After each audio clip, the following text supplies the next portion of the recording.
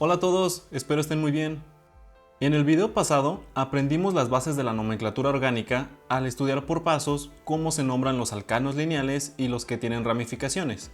Continuando con esto, hoy veremos cómo nombrar a los cicloalcanos. Es prácticamente lo mismo, siguen siendo puros enlaces sencillos, salvo que en estos compuestos, en un punto todos los átomos de carbono se unen formando una especie de anillo que usualmente representamos de esta manera. Entonces, para el tema de hoy, te recomiendo checar estos videos que te serán útiles si crees necesario repasar o lo básico de nomenclatura o lo que significan este tipo de representaciones en anillo. En esencia, podemos encontrar dos tipos de compuestos, los cicloalcanos normales y los que tienen ramificaciones. Los primeros claramente son más sencillos de nombrar. Como recordarás, la nomenclatura orgánica se basa principalmente en la cantidad de átomos de carbono. El alcano de un carbono se llamaba metano, el de 2 etano, el que tiene 3 carbonos es el propano, el de 4 butano y después se usan los prefijos de cantidad comunes, pentano, hexano y así nos iríamos. Pues bueno, cuando queremos nombrar un cicloalcano sin ramificaciones, usamos los mismos nombres pero le agregamos la palabra ciclo. Por ejemplo, si vemos un anillo de 3 carbonos, o sea con 3 esquinas, se llamaría ciclopropano. El de 4 carbonos se llama ciclobutano, el de 5 ciclopentano y así continúa. Entonces estarás de acuerdo que el nombre de estos compuestos no tiene ninguna complicación cuando conocemos las raíces que nos indican el número de carbonos.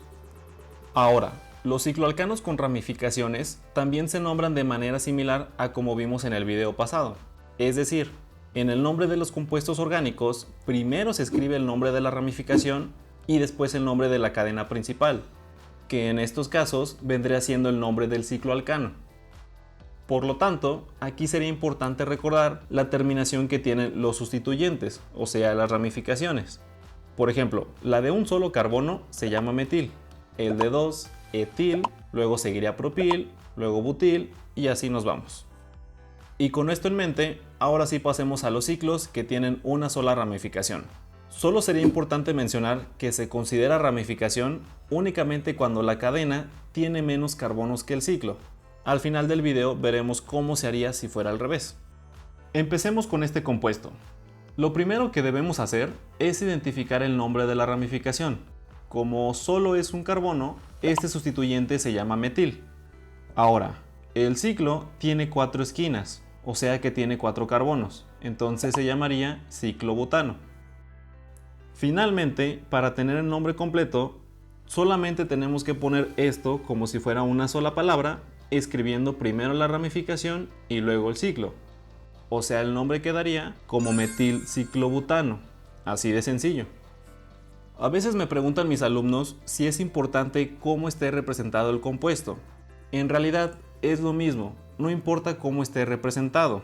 Mientras sea un carbono unido a un ciclo de 4 carbonos, esto se sigue llamando metilciclobutano. Bien, chequemos rápido otro compuesto que también tiene un solo sustituyente. Antes que nada, como la ramificación es de 2 carbonos, se llamaría etil. Y como el ciclo tiene 6 esquinas, sería el compuesto ciclohexano. Entonces, el nombre quedaría como etilciclohexano. Perfecto.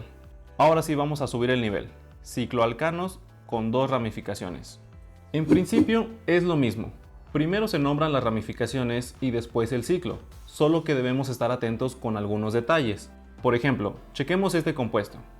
Lo primero que yo recomiendo es identificar los sustituyentes que tiene el ciclo.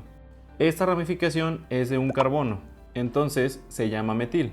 En cambio, la otra tiene 2 carbonos, o sea sería un etil. Ahora, como tenemos más de una ramificación, es importante especificar en dónde se encuentra exactamente cada una. Para eso debemos numerar el ciclo, que en este caso, donde únicamente tenemos 2 ramificaciones, vamos a empezar a contar considerando el orden alfabético. Es decir, el carbono número 1 sería la esquina en donde se une el etil. Ya que marcamos el carbono 1, tenemos dos opciones, o seguir la numeración hacia la derecha o hacia la izquierda, que igual que en los videos pasados, debemos buscar que las ramificaciones tengan el menor número posible. Es decir, Si continuáramos la numeración hacia la izquierda, el metil quedaría en el carbono 4. En cambio, si numeramos hacia la derecha, la ramificación queda en el carbono número 3. Entonces, sería mejor quedarnos con esta última numeración, es decir, aquella donde veamos los números más pequeños. Y una vez que sabemos dónde se encuentra cada ramificación, ya podemos escribir el nombre completo. Solo recuerda que se escriben las ramificaciones por orden alfabético, indicando la posición de cada una. O sea, el nombre quedaría 1-etil, 3-metil, ciclopentano. Creo que no es tan complicado, pero aún así me gustaría aclarar por qué es importante indicar la posición de cada uno. Si este compuesto estuviera representado de esta manera, sería absolutamente lo mismo. Si yo numero el compuesto correctamente, es decir, buscando los números más pequeños, sabría que las ramificaciones están en los carbonos 1 y 3. Pero, si ahora viera este compuesto, sí sería algo totalmente distinto. El etil seguiría estando en el carbono 1, pero el metil estaría en el carbono 2. Por lo tanto, claramente el nombre cambiaría un poco. Por eso es importante checar muy bien la posición y no omitir los números en el nombre. De hecho, incluso podrías encontrar este compuesto que es similar, pero son diferentes posiciones. Pero en fin, hagamos otro ejemplo similar. Imagina que ahora tenemos este compuesto. Nuevamente, conviene identificar primero los sustituyentes, que como ambos son de un carbono, los dos son un grupo metil. Ahora, en este caso, como las ramificaciones son iguales, no importa cuál sea el carbono 1, yo puedo elegir el que sea.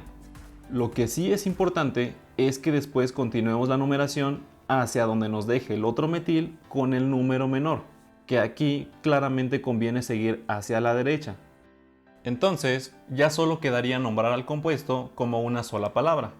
El único detalle es que, como vimos en el otro video, aquí también es válido usar prefijos de cantidad cuando tenemos sustituyentes iguales. Es decir, que el compuesto se nombraría 1,2 dimetil ciclobutano. De esta forma nos ahorramos escribir metil varias veces, pero aún así, insisto que es importante que pongas la posición de cada uno de ellos. Ahora sí avancemos a ciclohexanos grandes, que tengan 3 o más ramificaciones. Como ya tienen más de 2 ramificaciones, el orden alfabético pasa a un segundo plano. O sea, nos tenemos que enfocar meramente en buscar la numeración menor. Es decir, que podemos empezar a contar desde cualquier ramificación. Lo que yo te recomendaría, en lo que te acostumbras a la nomenclatura, es que hagas esto por ensayo y error. ¿A qué me refiero? Imagina que empezamos a contar desde el metil de arriba. Si continuamos hacia la izquierda, las ramificaciones estarían en los carbonos 1, 4 y 5. Pero si nos vamos hacia la derecha, los números serían 1, 3 y 4. Entonces me convendría esta numeración porque el 3 es más pequeño. Pero ahora tengo que checar qué pasaría si empiezo por alguna de las otras ramificaciones. Considerando este etil como el carbono 1, tengo dos opciones nuevamente. En una, las ramificaciones estarían en las posiciones 1, 3 y 6. O en el otro caso, quedarían como 1, 2 y 5. Entonces, aquí sería mejor la numeración 1, 2, 5. Y del mismo modo, puedo hacer la numeración con el otro etil. En un caso, me queda 1, 2 y 4. En la otra, sería 1, 4 y 6. Aquí claramente se ve cuál es la mejor. Por último, solo me resta comparar las mejores numeraciones de cada caso. Como todos empiezan con el número 1, eso no me dice nada. Pero, considerando el siguiente número, es mejor alguna que tenga la ramificación en el carbono 2. Y para descartar nuestras últimas opciones, pues claramente 4 es mejor que 5. Entonces, esta sería la numeración correcta. A esto me refiero con el ensayo y error. Tú ve probando con cada ramificación qué numeración te queda mejor y al final comparas todas. Claro que parece tardado al inicio, pero créeme que con algo de práctica luego podrás hacerlo bastante rápido. Pero en fin, ya que tenemos la numeración correcta e identificamos todos los sustituyentes, el nombre correcto de este compuesto sería 1,2-dietil 4-metil ciclohexano. Parece mucho, pero al final de cuentas es sencillo. Solo es cuestión de que vayas sumando todas las reglas que hemos visto.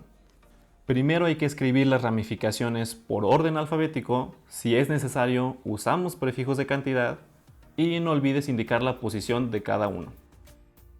Antes de terminar, solo quiero mencionar que los cicloalcanos también pueden ser la ramificación de otro compuesto y por lo tanto se nombrarían como tal. Dos casos serían los siguientes. Cuando veas un ciclo que está unido a otro ciclo, el que tiene más carbonos sería el compuesto principal y el otro se nombraría como ramificación, o sea, agregando la terminación -il. Por ejemplo, este compuesto se llamaría ciclopropil ciclohexano. Y el otro caso es cuando el ciclo está enlazado a una cadena que tenga más carbonos. Por ejemplo, aquí la cadena tiene 5 carbonos, entonces es un pentano que en el carbono 3 tiene un ciclopropil, de ahí su nombre. Y esto sería todo. Recuerda suscribirte si no quieres perderte las siguientes clases y nos ayudarías muchísimo regalándonos un like. Nos vemos, cuídense.